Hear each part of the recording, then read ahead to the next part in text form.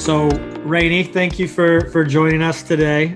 So excited to have you. We've been starting to do these podcasts where we talk to recruiters and customers and try to figure out what's happening in the world of talent acquisition and hiring. I feel like 2021 has been a interesting time. Obviously, 2020 was a challenging time, and we're very excited to see how this all plays out. But for the most part, seems like people are hiring again. How are things going with your business?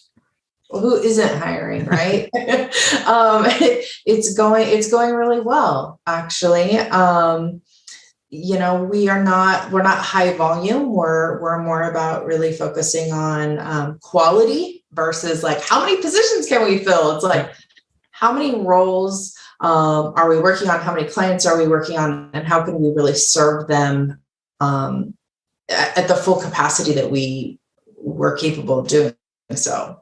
And whether that is maybe they come to us with a position they need help on, but most of the time it's not just one role. And a lot of the times the work that we're doing kind of morphs more into even some of the consulting piece of it, where we're looking at improving their process. We're helping them evaluate the tools and technology that they're leveraging.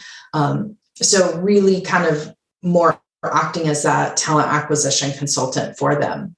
And didn't R2R Recruiting, your company, wasn't that founded as kind of a consulting arm where you would go in and do trainings and help their teams get better and smarter and be more productive? To be honest, I don't know how it was founded. I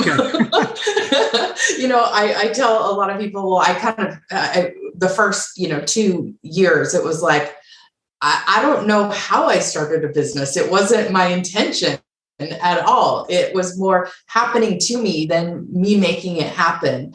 But I had found myself in a transition period where I was leaving one company and kind of like enjoying some time off and trying to determine what I was going to do next. And just had people reach out to me, like so many of my HR friends and network do often, asking me, hey, we have this problem, or what do you think of this? Or what do you think of that? And one day, one person called and just said, hey, I need to hire 30 people and I don't know what to do.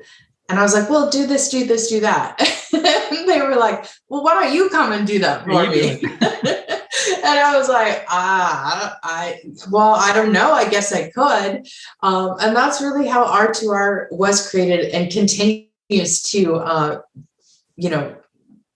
survive, I guess you could say. Well, I saw you're growing. I mean, I see you've been hiring your own team and scaling the business. I think that's a great signal. Yes, unbelievable. Never did I think, 3 years ago that I would be doing this in a full-time capacity and have employees working for me. I just feel so blessed every day to be able to wake up and get to do what I love to do and serve clients in a unique way. I created the services that we provide because those were out of needs that our clients had, that other staffing agencies or corporate recruiters were just not able to do. And that's really how R2R has been created. So what are you doing to differentiate and to work smarter than the average recruiting or RPO firm? And you do contingent search, like placement based work, but you also do some RPO where you embed yourself. Is that right? Exactly. Okay. Yeah. So I would say we do a lot of different things. I think it comes down to kind of the first thing is we offer different types of services. So yes, we offer the traditional contingent search, and some of our clients are just like, that's what I know and that's what I want. But there's a lot of companies in that need to be served that have a lot of hiring that they need to do, but they can't afford a 20%, whatever the fee percentage is.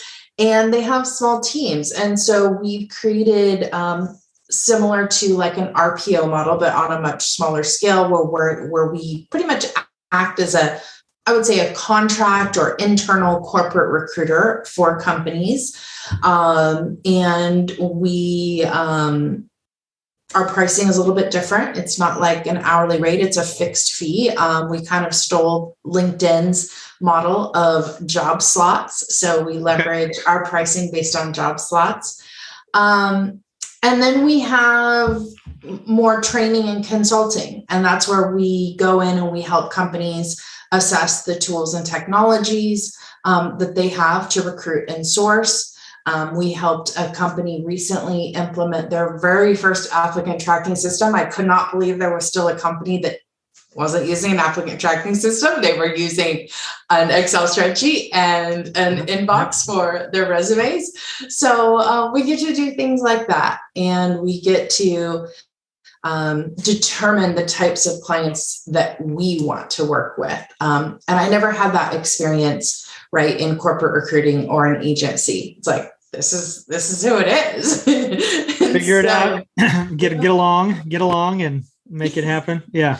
Yep. Yeah. Not to say that at R2R, we don't have those difficult hiring managers, because we still do. We still have those. Yeah, that's great. What are you pointing people to in terms of, ways to get better, ways to stand out? Are you doing this you mentioned sourcing? Are you finding new tools or new ways to get candidates to bite? I found, we're hearing in, 2021, are candidates moving? Are they interested in moving? Are they more likely to move than they were in 2019 or less, right? With some of the uncertainty, what are you seeing out there, or how are you getting candidates to respond? I would definitely say they're not interested in physically moving as far as relocating. Right. The number one question is, can I work from home? Is this, what's the flexible work schedule? So really being able to lead with that is what I've seen over the last 30, 60, even 90 days, I guess you could say. But when we're recruiting and we're sourcing, the talent that our clients aren't getting from job postings, right. It's all about messaging. I mean, we've been hearing that for, I would say, the good last 2-3 years, your source cons and, other conferences. And it truly is, it's about meeting that individual where they're at and not canned messages. Literally just had somebody respond this morning who said they're not interested, but, they were just responding because of the message that I sent them, that it was like, I've never received a message like that. And to me, that is what, they might not be the perfect candidate, but at least I know my messaging is working and it's getting to those candidates ultimately that are gonna be interested in the opportunity. I really, really am not only trying to get out of, the old school ways or, being set in my process, which we talked a little bit about that and how Honeit impacted me in getting out of my old school ways. But just in messaging, right? I'm really trying to leverage different messaging forms of communication, whether that is, right, the text messaging, the video, embedding video in my messaging, whether that is using LinkedIn and embedding a video, whether it's a video of myself, whether it's a video of a hiring manager, but then also, there is the audio messaging that we can leverage, whether, again, you're using LinkedIn or other different forms. Again, just showing up differently and trying to get the attention of those candidates is certainly something that takes a lot of time and but drives a different result as well. Yeah, I think, well, we're big fans of voice and conversations, right? So we spend a lot of time talking to customers about the power of conversation. And while there's been a lot of tools trying to remove that, at the end of the day, that's where recruiters build trust and rapport and relationships with candidates or references or clients. And at the end of the day, it's all about the conversations. Are you finding that your conversations or communication has evolved or has changed, through COVID, now everything's virtual and remote, and you're not meeting candidates for coffee and things like that. How has your day-to-day shifted with some of those limitations around conversations? Yeah, I would definitely say, certainly it has and it hasn't shifted in a lot of ways. I didn't meet a lot of the candidates that I personally am recruiting, because even prior to COVID, a lot of the positions, are at least companies that I work with, they are here in the greater Portland, Oregon area. Okay. That's pretty much my focus. But I would say 90% of the jobs that I'm working on or they're working on are open to relocation. So in a lot of ways, we were reaching out to candidates that were out of the area, and I didn't have a chance to meet them for coffee. But really, before it was like, oh, let's jump on a phone call. Now it's like, oh, we're doing a Zoom. It's like, if I call somebody, they're like, oh, we're not doing video. It's like, yeah, you assume it's a video call. Yeah. Yeah. So prior it was just like, oh, phone conversations. And now, we are definitely kind of having that expectation of video and connecting that way, which I think creates just kind of that more instant connection. Is your team doing Honeit calls, like video calls, or phone calls in the system primarily? Well, it depends, okay. Right? So it depends on with that passive candidate that's really where, when we're recruiting, that's the level of recruiting that we're doing, is going after the talent that our clients can't find on their own and truly headhunting. Right. And so that initial conversation is typically not a Honeit conversation. That when we're using Honeit, we're using that more as a screening tool. And you might even cold call that person for that first call. You cold call them and get them on the phone. You kind of high level pitch about the opportunity. Then if they're interested, you maybe schedule a follow-up call. Exactly. Okay. Yep. Okay. I guess I could use Honeit, but no, I haven't done that yet. Okay. But yeah, so I would definitely say, that initial, and even scheduling those initial conversations or even a cold call. I always say I don't make cold calls, I make warm calls, but they're always cold calls. I just turn it into a warm call, right? Trying to figure out, again, using that messaging, or how can I make that connection be more of a connection? As you know, I'm a big golfer. I love playing golf. Yeah. I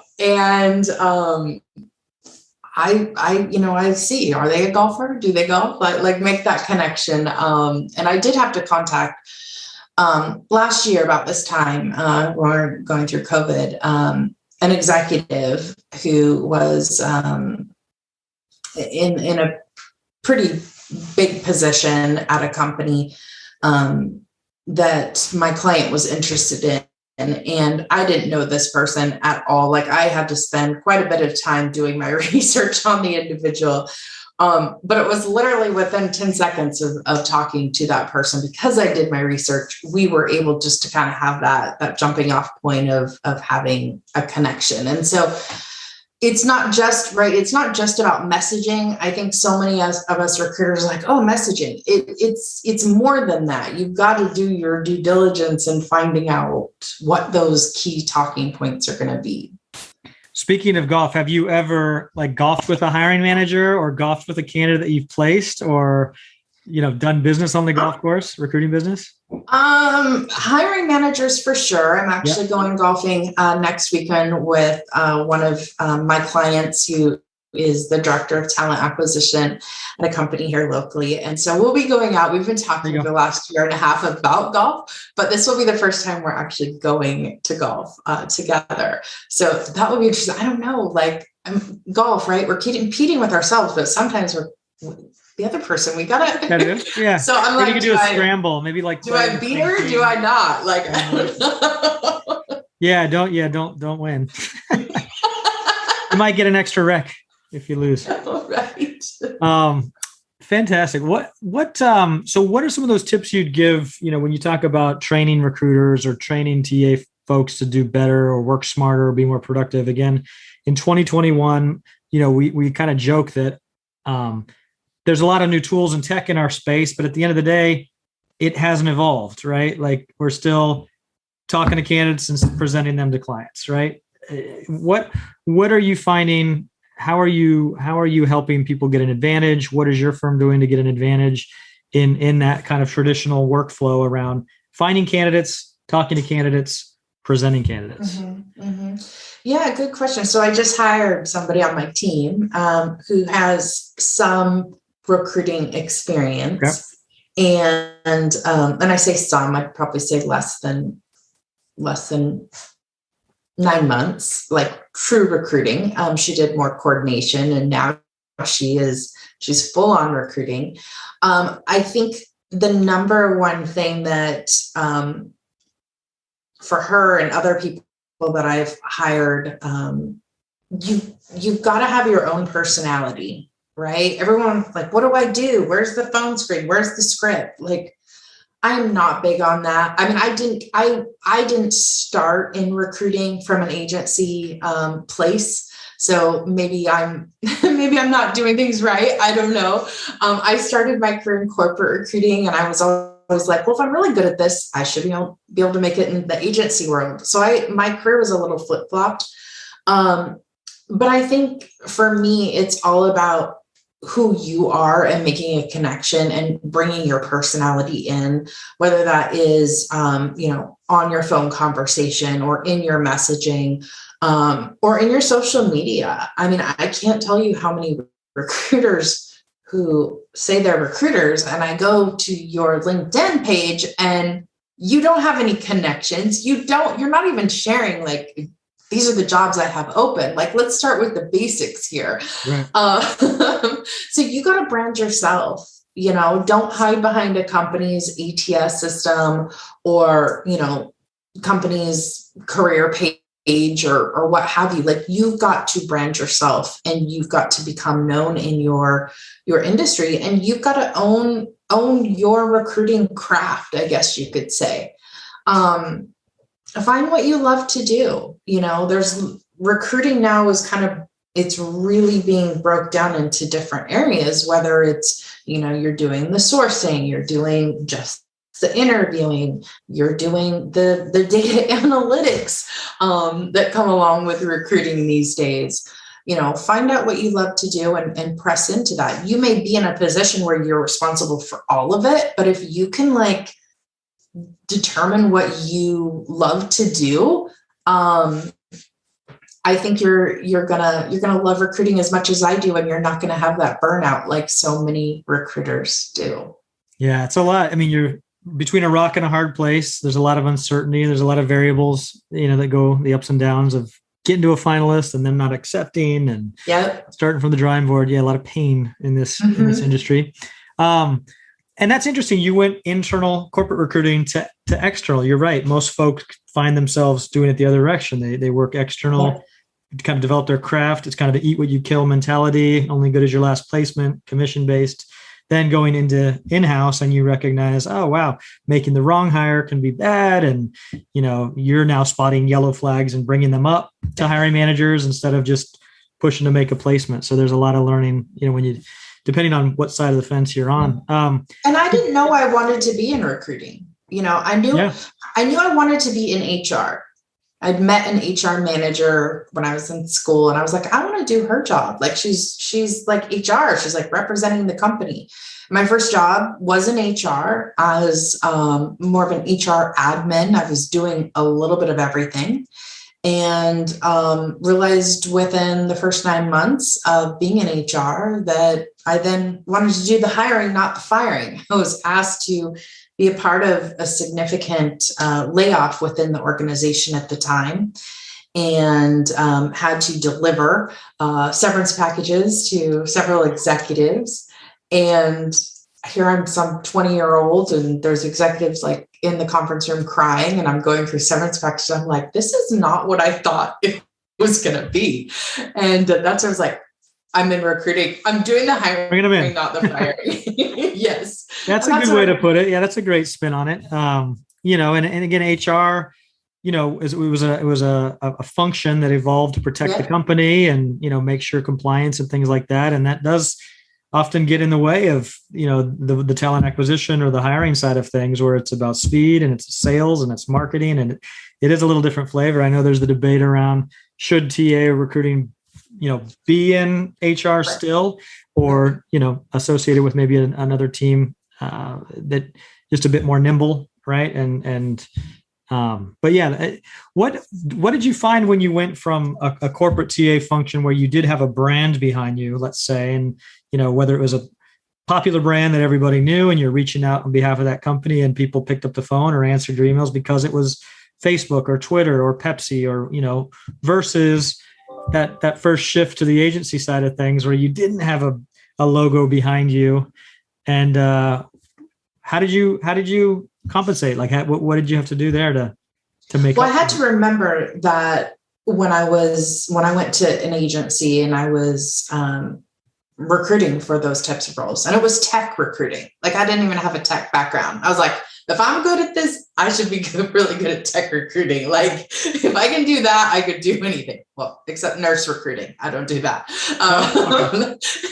But I would say it was always at the forefront of my mind, because I worked for a smaller technical staffing firm that didn't have name recognition, but I was representing companies that did have name recognition, did have a story, did have brand, did have, these benefits and all of that.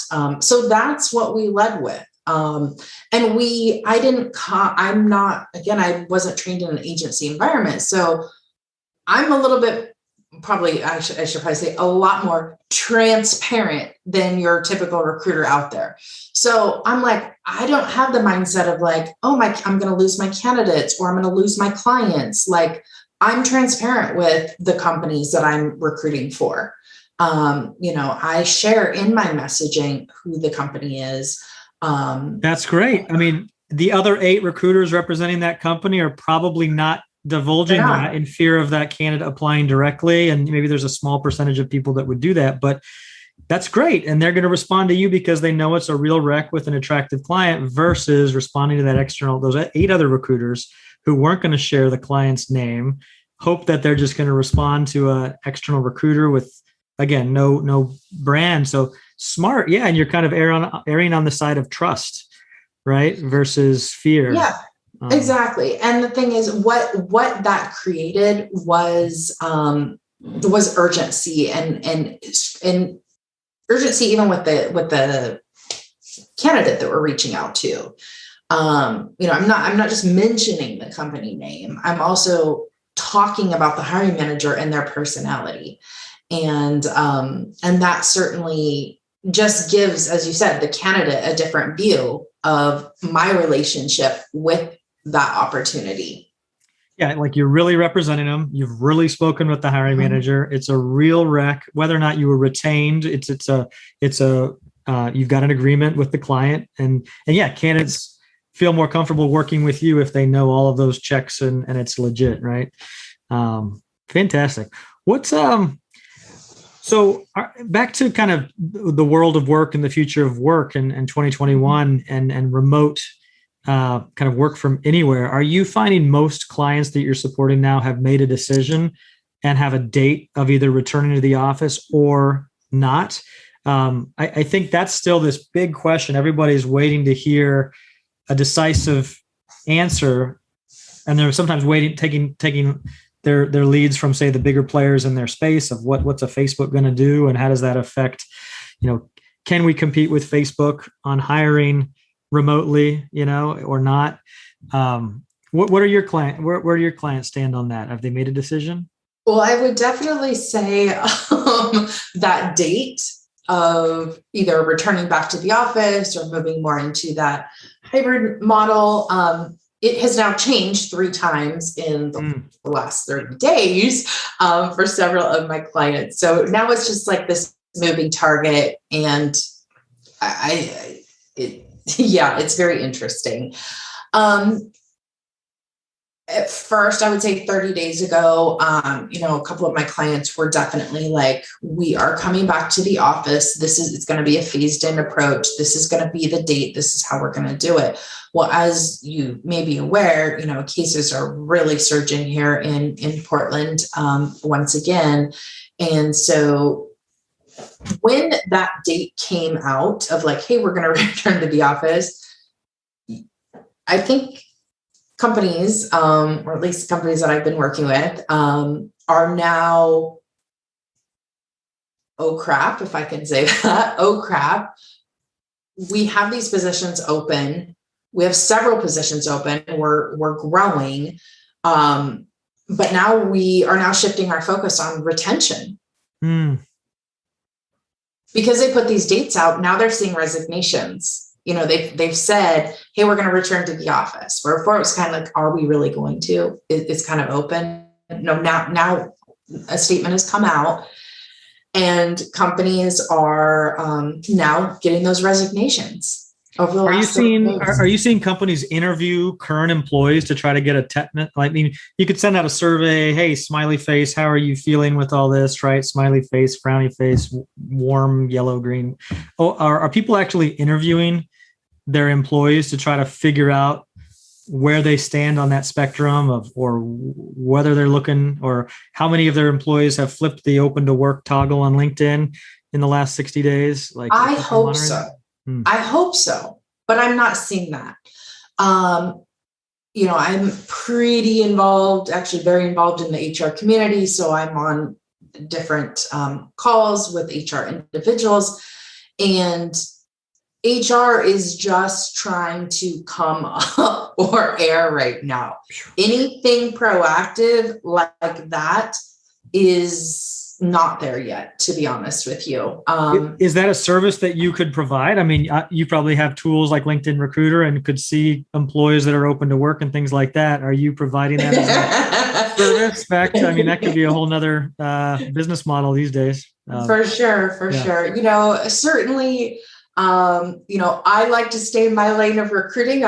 I often get pulled out into those other areas. It's very easy to kind of tiptoe over there. And then all of a sudden you're, into, the whole retention and the employee experience and culture and employee engagement. Definitely have some great resources that companies I would refer my clients or potential clients to. But I think that we are going to, especially going into September, October, and November, we're going to start to see companies asking, what do I need to do to retain my people? I think we're going to see a pretty significant exit of individuals in December, and then a big one in January. It's just speaking with a couple of people yesterday, and they're like, I got PTO. I'm just waiting until December 1st, where I'm going to launch my job search. And I'm making it, like, they've already in their mind, they're like, I'm making a decision to make a move in January. Awesome. So Raine, just kind of wrap things up. I want to be mindful of your time, I guess. So what is your team? Is there anything that you guys have done differently? I mean, obviously 2020 and 2021 have been challenging times for this industry, kind of reinventing itself. Have you done anything to kind of reinvent your firm or evolve as a team or company over the last couple of years?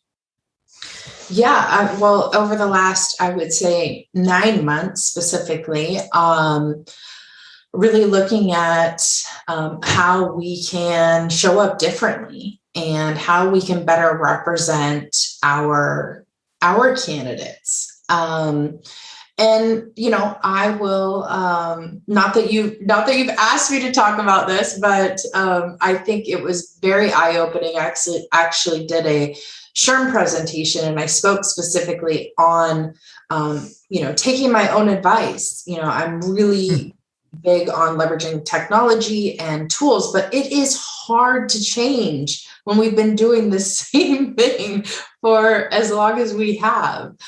And my business partner had been using Honeit for, I don't know, probably 8 months before I had ever even thought about changing my ways.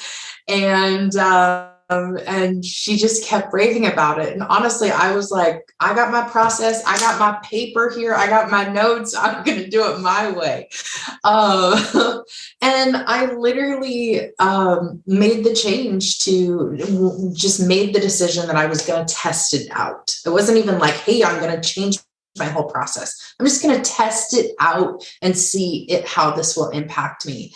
And I did that with Honeit. And I told you, or I don't know, I told you or somebody on your team, I was calling them the night before because I literally had back-to-back phone interviews the next day for a director level position. And I was just like having like heart palpitations going, oh my gosh, how am I going to like let go of my old school ways and try something new? And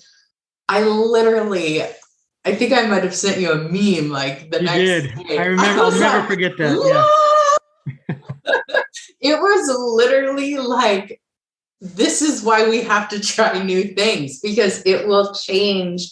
It will change our approach. It will change our candidate experience. And most of all, it provides such a different experience for our hiring managers. And I found like I'm not the one trying to position my candidate's resume or experience through,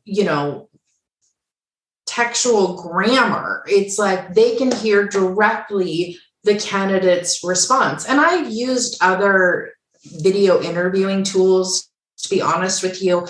But they just didn't, they didn't meet the needs. And I will have to say, this literally is not a plug, but, and I told you, I'm kind of quiet about it. Yeah. I was like, where's the referrals? You're like, I'm not referring anybody. I don't want other recruiters to use it because it's what honestly is really setting me apart from my client or from other recruiters, for my clients. And it speeds up the interview process for our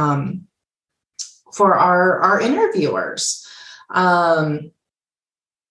And to be honest, I was so worried about how my candidates were going to respond to this call is being recorded.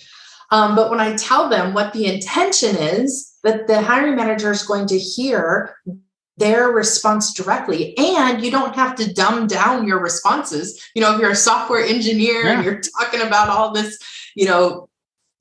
technologies that may be way over my head, talk to me like you would talk to another software engineer on the team.